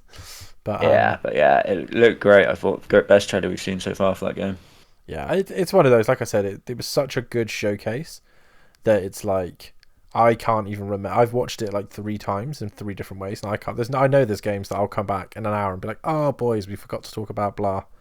But I think because I had 15 things listed, and obviously I only had Shattered Space, but they did show Fallout 76 and Elder Scrolls expansions and stuff like that. Yeah, and but I don't play either of them, so I think I was quite interested in New World as well, which was an MMO on PC, but it's been turned into like an action RPG that has MMO elements. So I'm interested in that. Like you said, Fallout 76 continues to have its renaissance, which is so funny to think about. I mean, ESO did the same, where it was absolutely awful when it came out, and now everyone's like, yeah, I love Fallout 76, it's great. It's like, oh, of course you do. But it seems to be that's the case. So I'm sure there was probably horror games in there that we missed, but yeah, I mean, again, like I imagine we're all saying the same. It's a 5 out of 5, 10 out of 10 show. There's not much other than some dates. There isn't a lot more. Yeah, that's the only thing that lets it down for me. There's not a lot with dates. Even the 2024 games are just 2024. Or like, you think you could put a date on Shattered Space or something? Well, that didn't even have a date. But it's one of those, right? I know it's coming, and we've seen enough to know that it's all coming. It's just I think they just haven't decided what order stuff's coming out in. That's what I think. Yeah. I think they don't want to turn around and say, well, Avowed is the 14th or the 12th of November, and then have to turn around and be like, well, actually, we're going to put Indiana Jones on the 20th. Because they've had to do that with Flight Sim, which is another game they showed, which is just around about another game. But it's just like I said, there's just games after games after games. And I think it's a pretty good time to have Game Pass, put it that way. And the only other, like, I guess, be the negative Nancy here is where, like, Perfect Dark and stuff did have, and Gizball had no dates whatsoever. So the only 2025 games Xbox have are Doom, Fable, and South of Midnight. They have 3 games at the moment in 2025. Yeah, but to be devil's advocate, what's PlayStation got? What's anyone else got? Yeah. Nintendo has nothing after Nintendo World Championships, and then PlayStation 2025 currently have nothing, I believe. So so 3 is better than nothing on the other 2. And it's one of those, like, and it's like it just seems like you've got a lot ending this year. You got like 6 games this year, and you've got like 4 or 5 you can think of coming maybe the 2026 and Gears, Perfect Dark, and stuff like that. It's like, Yeah, but it's one of those, like, that is so negative, Nancy, because again, if I flipped it and this was PlayStation, or even if it was Nintendo, you'd be like, oh, well, it's really cool, at least we know what's coming next year. And and let's be honest, like, it's not insignificant IP, is it? Like, Fable's pretty big. Yeah, Gears is pretty big. Doom's pretty big. And Doom like if you look at for both of the big ones and even Nintendo, they've only really been showing games about 12 months out now. They've stopped kind of doing the in 2 years time stuff, which I think you have to do because there's just too much coming out. So I don't personally. I don't. And there think is that's too much obviously other negative. stuff Xbox doesn't have that wasn't shown, like Towerborn and Everwild and stuff like that, and sort of thing. But I think that's a very negative take. I'll be honest with you. It's only June in 2024. I was just trying to have a He fair He conversation. couldn't let Xbox have it for anything. Yeah. I've given him first place. I still can't believe you put State of Play second. I think that's what would have been above it? There's 9 things. I think State of Play is probably second. I think There's Ubisoft's better than State of Play. State of Play was one game. It could have been a 3-minute trailer, and that would have been 9 things I'm interested in. Ubisoft had 2. Yeah. Even though so anyway, 9 is bigger than 2. Anyway, that was Summer Games Fest. Well, until Nintendo does their show, and we have to do this all over again.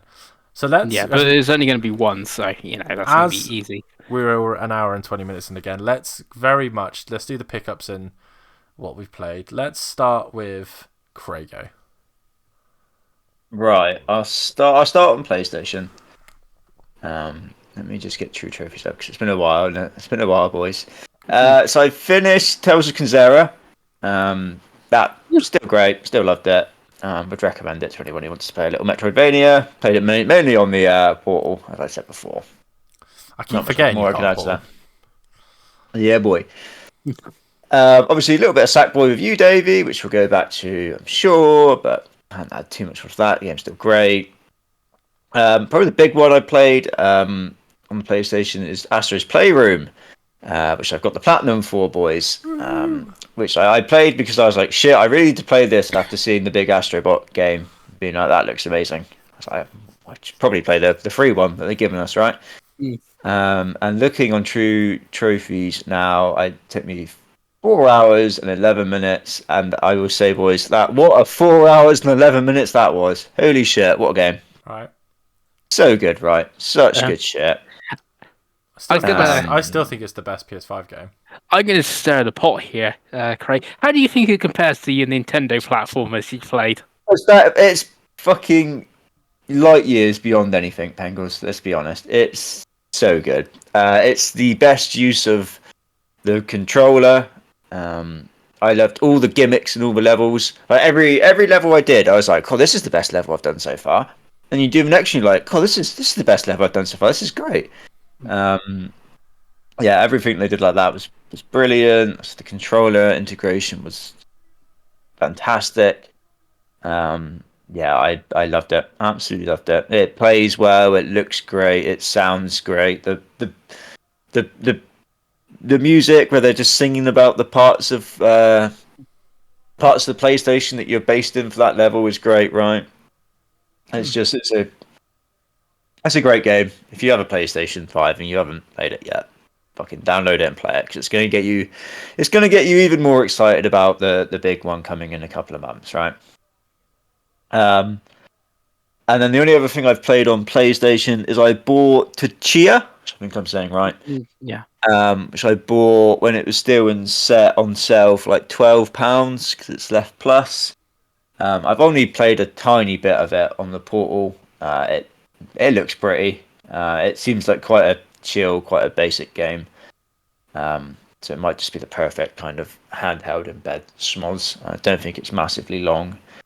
So yeah, that's it for PlayStation. And then on Xbox, since last time, I've finished Banishers, boys, finally.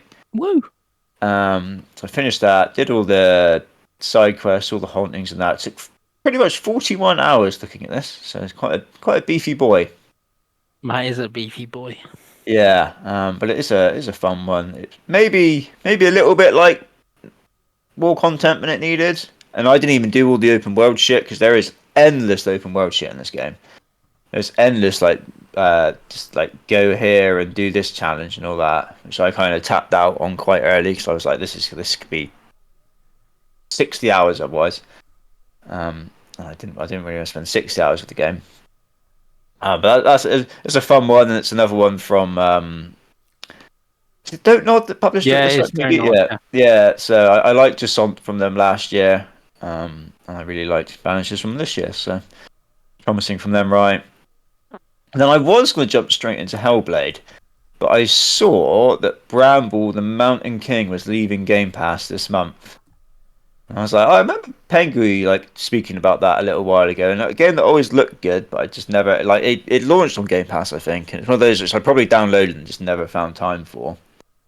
So I started that, and I've actually beaten that. And I think I think this is like a very much like I don't know if like a hidden gem's the right word, but it's a game that I feel like should have got more attention when it came out. Because I think this is like really good. I think if this was like published by Anna Perner, like this would have been like, a lot of people have talked about this. Because it's kind of like Little Nightmares, a bit of like Limbo and Inside in there. But based about some like Nordic like fairy tales. It's quite dark, it's like giants and gnomes and trolls and that sort of thing. But it's very high quality game. Like it looks stunningly beautiful. The stuff it does, it's kind of like the Little Nightmares, like 2.5D, I guess, kind of thing. But the stuff it does with the camera, like it will. There's parts of the game where you're underground, so the camera will come right in close to you to make you feel like quite claustrophobic. But then when you come back out again, you're running through these like lush meadows. The camera pans out like crazy. It becomes very cinematic. The music in this game is like incredible, so good.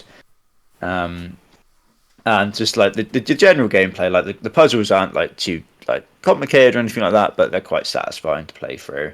And it does a really good job, I thought, of like building tension as well, which like I think games like this sometimes struggle with. Like the Little Nightmares games, like I know they're supposed to be horror-y games, but I never find them particularly good at like building tension. Whereas I thought actually does do a good job of that, and there are some like pretty good spooky moments in there. So I played through that. Didn't take me very long, probably about 5 hours or so, I'd say. And I got 29 out of 30 achievements, but the last achievement is to play through the whole game without dying, which would be pretty fucking brutal, I think, boys. Pretty brutal. Unless there's some like dashboarding it every time you die shenanigans you can do. But even then, like that's an effort. That really is an effort. So fair play if you've got that. So I finished that, and I was like, right, it's finally time to play fucking Hellblade. This came out a little while ago now, right? But I want to finish Banishers and I want to play Bramble.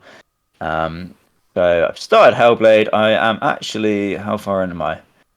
Nearly 6 hours into Hellblade. Oh, so you finished it then? No, weirdly, no. Twitter would have you believe it's like 4 hours long, right? Yeah.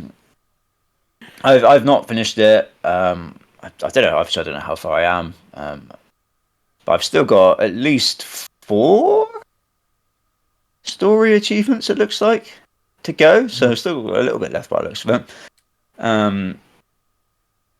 Absolutely stunningly beautiful, this game. Like, this is the best looking video game I've ever played, and I don't know how anything beats this. Like, it is unbelievable how good this looks, boys. It's insane. It's madness. It looks better than real life, boys. I don't understand. It looks better than most fucking filmed TV shows. It's insane. Absolutely fucking insane how good this game looks. The music's pretty good. I think gameplay wise, I think the puzzles are much better than last time. They're still not particularly like difficult or challenging, but I really didn't like there's the doorway puzzles. I think you had to line up the doorways last time. I thought that was the worst part of the first one. That's gone. It's still kind of like very much visual puzzles, but they're much better done this time, I think. I think the combat is much improved as well. It's quite basic, but it feels quite gritty and quite visceral. Like it really, the camera comes right in close, so you kind of really do feel like the fun of all the impacts. Even like you have like a dodge mechanic, but like it's more of like it's not like a classic video game like dodge. It's more of like a stumble, as you can imagine. It probably would be more in real life. So even like dodging, it just feels like you're more stumbling and leaving yourself quite vulnerable to getting a good smack. And and the combat is always like they've done it so it's always 1v1. It's not you versus a group of enemies, which is really cool. And they've done it in a really cool way where like you'll be fighting a group of people, let's say, but it's always 1v1.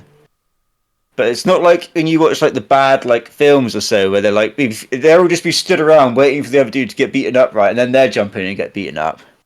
It's kind of like you'll be fighting one guy and you'll kill that guy and you'll be on your sword or something, and another guy will just kind of like come out of nowhere and boot him out the way, and then you'll be fighting him. And the transitions to like between the 1v1 fights are so well done, and they don't like it very like varied as well. Not always the same per encounter as well, because I assumed it would always be the same sequence like every encounter you do, but there's been times where I've died and like, oh, that was different to what I did before, so that's pretty cool. So yeah, all in all, I'm very impressed by this. I think this is very, very good personally. And just like as a visual showcase, it is just breathtaking. Like there's been so many moments when I'm playing this game where like I will just stop and just be like looking at this like vista of fucking Iceland and being like, this is unbelievable. Like, how is this possible? How am I in control right now? How am I moving the character around and moving the camera around? Like, it's madness, absolute madness. And that's it. That's all I played. Nice. We'll do mine next because I know Chris is going to take the longest. So let's go console by console because this is the way. On the Switch, I have finished Paper Mario: The Thousand Year Door. Took me about 20 hours. I can hear someone's stomach. Jesus. Yeah, that's me. Yeah, really enjoyed the game. It shows its age a little bit because it's just a little bit basic, but that's the type of game it is. Graphically stunning, still funny. Like, it's tough with Nintendo games, obviously. Cause it's like when you two talk about like life-affirming indie games. Like, they're much of a muchness, right? So like Nintendo games are just Nintendo games, and they're good. So it's like, okay, this was a good Nintendo game. It wasn't life-changing, but it wasn't bad. So it's like, it's a solid like 8 for me, maybe a 7.5 on a bad day, but like it was good. I prefer the Mario RPG remake just because it's a little bit more different to Paper Mario, because I've played a lot of Paper Mario games. But yeah, really enjoyable game. It's on eBay. It's already got bids more than I paid for it, so that's fun. Really. That's it for Switch. Haven't played any more Switch. Like I said, I've got flights coming up, so I'll probably play some Switch. I haven't decided if I'm going to get Luigi yet. We'll see the week of, I think, see how much money I've got. On the PlayStation 5, I've just played Sackboy with Craigo. Really enjoying that game. I think we had was it Take On Me was the last level we did? Yeah, I think so. I think we're on to like World 4 now, isn't it? Yeah, we're on 4 or 5. I think we're on. We've smashed it really. We've done every level, and we're enjoying it. It's a fun co-op game. If you haven't played Sackboy, because it was quite overshadowed by Astrobot, I would recommend it. It's on Plus. The other PlayStation game I played is Astro's Playroom. I played the new content that's on the minute I found the Bloodborne character. It's got a tricky little puzzle that is really difficult to find.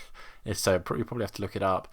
And I unlocked all of the new things. They've done this really cool thing where they've added like a basement to the collectibles level, and that has all of the hardware that's come out since the game came out. So you've got the PS5 Portal, you've got the PS5 Pro, you've got the VR2 headset, they've got the Dual Edge, the DualSense Edge.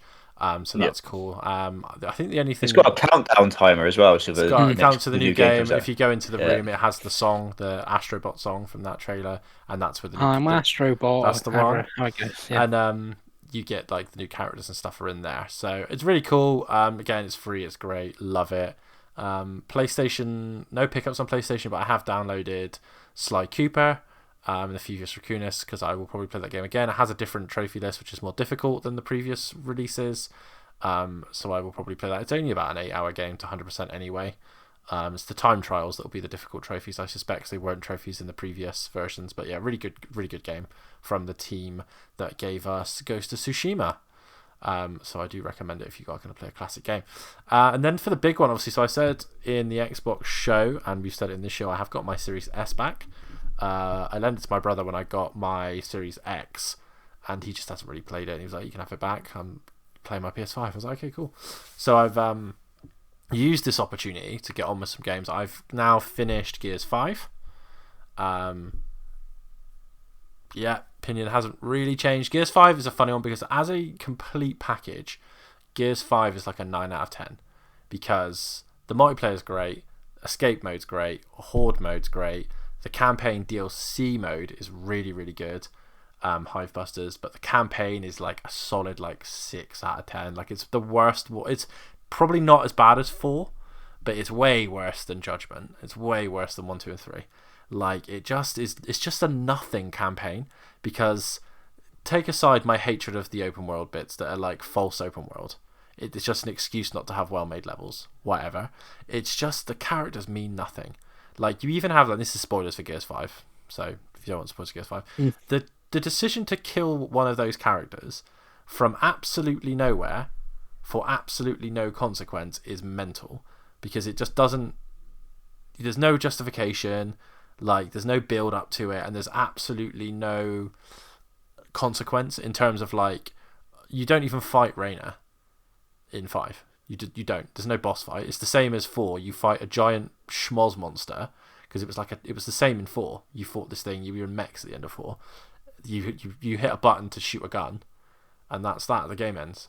The only real choice story wise has to be that you save JD. Because otherwise it's going to be incredibly difficult for them to write Gear 6. If they make it that you can have either or, then you know that both characters will have no importance in 6 because they can't. And it's just it's disappointing because it's from a gameplay perspective, Gears has never been better. And the rest of the modes are fantastic. The DLC campaign is amazing, which me and Craig played in co-op. A long time ago, but yeah, Gears 5's campaign very disappointing. It's better. It's better than 4, but I don't. When people turn around and saying to me, "Oh, it's great," I'm like, I don't see what you're seeing. I just don't. Like, I'm looking forward to Gears returning to its more classic roots with E-Day. But that's Gears. I did, as we've talked about Octopath already, so I won't talk about that. I did dabble in some Forza Motorsport because it's had quite a lot of updates. So I was like, I'll give it a go. What a boring game. There's just nothing there, is there? There's just no pizzazz or like menu, anything. It's like it's the most by numbers sim game I've ever played because it's like even the Gran Turismo games of old, let alone the newest one, has like something about it. Like they don't even have like this is a really simple thing, Craig, and you'll go with me on this. At the end of a race, it doesn't even do the thing where it has the bar of your XP loading up. To like make you feel like you've done something. It doesn't do that. It just tells you how much XP you get. It's like, oh yeah, you got 200 XP, but it doesn't even. You know what I'm saying? Like every game has a bar, doesn't it? Where it goes, you've got this XP, and you've leveled up. It doesn't even do that. It's like it's so boring. It's so dry. There's only circuit racing. There's no like cool mountainside racetrack like I've been in all the other Forza games. Yeah, kind of a disappointing game, that one. That was very, very. I was like, oh, this is boring as hell. Like they've not really added enough, which is kind of sad. So I ended up going back to WRC 10, which I love, as you know, which is a much better game, which cost £2, I think, when me and Chris got it like 2 years ago. Nice. And then the only other game, the last game that I have played, is a surprising one, I think, for you guys. I've finished Chapter 1 today, Episode 1, and that is Alan Wake Remastered. Because obviously I don't play the scary games very often. But I just wanted to. It's one of those that's been sat in my backlog for ages. I was like, you know what? I quite like the look of 2 and the DLC for 2. Let's just see if it's scary or if it's not. And thankfully it's much more Twin Peaksy than it is like Resident Evil. Because I think that's always my worry with horror games. Like I don't mind these like the sort of cheap cut jump scares. They're kind of okay. But yeah, I really like it. It's very much like X-Files, Stranger Things, Silent Hill, kind of psychological thriller. The game still it feels like a 360 game, but it doesn't look like a 360 game. It kind of looks like an early Xbox One game, and it controls really nicely. I like the whole mechanic that you have to shine the light on the enemies first to basically bring their shields down and then shoot them. I like Alan Wake as a character. I really like the setting, and I really like the game structure. I like the sort of the background stuff, like finding the TV programs, like the Night Springs TV programs that are hidden throughout in the manuscripts for the for his book. I'm quite enjoying it. I know it's not a massive game, so I'm quite enjoying playing something a little bit smaller, and I'd like to get to Control afterwards, because I know that's on Game Pass, and I really like Quantum Break, so it's one of those where I'm like, and Max Payne 1 and 2, so I don't really know why it's taken this long, but yeah, really enjoying Alan Wake Remastered, and that, I think, is all I've played. So we can go to Pengi. Cool. So I did exactly the same as Dave with Astro's Playroom, reloaded that up, got the new trophy, got my new collectibles, the PS5 Slim and Edge and stuff like that. Got it still installed, so when they do the next update, I'm going to get the next trophy and find whatever the next character is, things like that. So that was a quick one. I did finish the level that I was playing, that the character was on. Oh, I'm playing it now, I'm going to play the level, and it's good stuff. Also played Sackboy. Finished Sackboy, the story of that, the story content of the game. I just fancy the PlayStation platformer with all the Astro talk, and I was like, well, I've not played Sackboy, so let's play Sackboy. So I played and finished that. I thought it was good. It's not as good as 3D World, but it's pretty close. But yeah, it's quite as good as Mario 3D World, which is much the closest comparison for that. So those two. I think it was a pickup last time, or it might be the time before, of Alone in the Dark. Because I got it on the whim because I had the X voucher. I played and finished that. Finished with both characters, Craig. So that might shock you. And I got 3 of the 5 endings. I absolutely loved Alone in the Dark. I thought it was really good. I really underrated game of this year so far, and it's the sort of survival horror game that I like. It's not about let's just kill 500 zombies because that's scary and that's horror. It's like what Dave was saying of Alan Wake. It's more about the story and psyops and puzzles and like the thriller aspect of the horror than scary characters and stuff like that. Like, there aren't really many jump scares or much combat. It does have a little silly moment at the end, and one of the endings I got was kind of silly. It's like the 2 proper endings of both characters, and the others are sort of silly. I think, but I really enjoyed it. I think it went down in the south like 30 quid, literally just after I bought it as the X with the voucher. But I think if it comes to a Plus or comes to a Game Pass service, I think if you, especially Craig, jump on it, I think you would think it's really good. Not sure about you, Dave, because it is a scary game, but it's not really got jump scares and stuff like that. It's more about the atmosphere. So yeah, I really enjoyed that and highly recommend. And this is currently like my RoboCop of last year. Alone in the Dark is the RoboCop of last year at the moment. It's like, on paper, it's not a very good game, but it's actually really fun and really good, and I really like it. It's a shame that whenever THQ bring out a game, all the reviews just 6 out of 10. Yeah, I feel like it's kind of unfair as to what the games actually are. Yeah, sort of thing. Next one, this one, Games Asylum sent me this one, and that's Everforward on the PS5. Physical, obviously sending it to me, and this is very generic indie game where you're playing as a girl trying to discover herself and stuff like that. Dave hates it already. It's like 2 hours long. It's an easy platinum, and that's basically what it's going for it. And then I sent it on to Tree Smurf, who's mostly going to get the easy platinum, and then I think he's going to send it on to Andy, who's mostly going to get the easy platinum. So this game is just going to go around the country, people getting easy platinums on it, which is kind of a funny thing. But I think it is cheap. I think it's like 11 quid on PSN, so I would guess if it went down to like 1 or 2 quid, if you want the digital, again, it's the easy platinum. I think it's on Switch, but then I don't really know why you get it on the Switch. 'Cause like I said, its main selling point to me was that it doesn't do anything wrong. I've played worse indie games than this, and I've played better. It's just so bleh that it'd be better if it's like Gollum. It's a really bad game, but everyone remembers Gollum because it's really bad. It's like that sort of thing. Then the big one playing this week, after all the Monster Hunter Wild stuff we've seen, I went back to Monster Hunter World and I've put in a 15 hours in Monster Hunter World this week, and I have now finished Monster Hunter World after where I left my save back on the PS4 back in the day. The one change I made was I was dual blades back when I played it before, and that's what I always used on Monster Hunter games. And like I said, I've played them all. Never really got into them until Rise, which the Monster Mash guys recommended me Longsword, and that's what I used in Rise. Really got into Rise, and I switched to Longsword in World, and I went and played and finished. Played the rest of the game. And like I said, I got another 15 hours out of the game and finished it. And it's really good. It looks really good still, but like Dave pointed out to me on playing the game on a PS5, because it's a PS4 game, all modes run at 60 frames. So I just played it in the graphics mode. So maybe so maybe that helped. But if like Wilds looks like this, but it's just open world and like got a few quality life things, like you got your mount to ride, like you had your Palamute and Rise. If it has like those sort of things, that should be fantastic. So Monster Hunter, great game.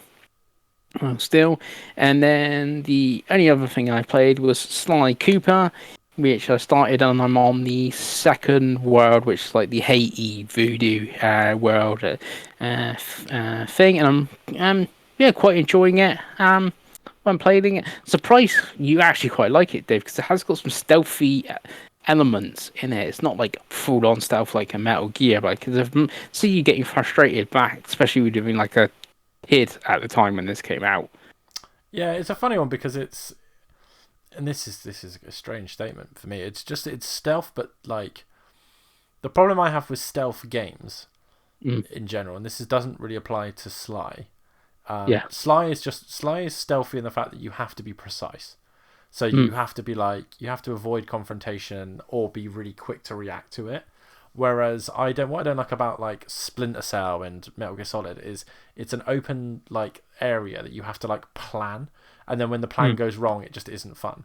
So you're sneaking around trying to avoid being seen, which isn't fun, and then you go loud, and that isn't fun either. Whereas Sly it's Crash Bandicoot in terms of like you go from A to B. It's very linear. It's like cool. It's like little encounters, if that makes sense.